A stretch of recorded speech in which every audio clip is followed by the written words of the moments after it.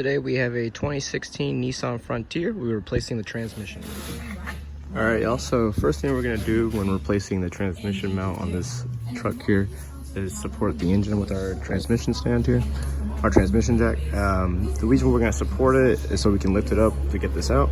So after we do that, with number 17 deep socket, we're gonna remove 3 total nuts here, which hold the mount to the body here.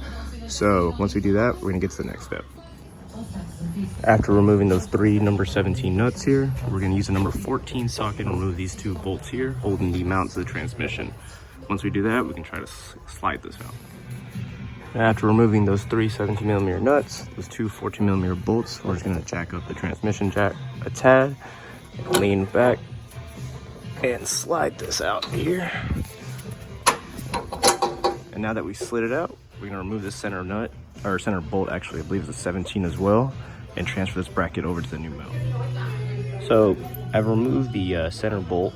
It is a number 19. I'm not entirely sure if it's actually a 19 because this guy did try to replace it with some cheap part, and he's here now for a real mechanic to replace it with quality parts. So I'm not sure if this is originally gonna be a 19. Possibly it would just be a 17 as well, but because we don't have the original one, we're just gonna go ahead and use this. Luckily it threads into this.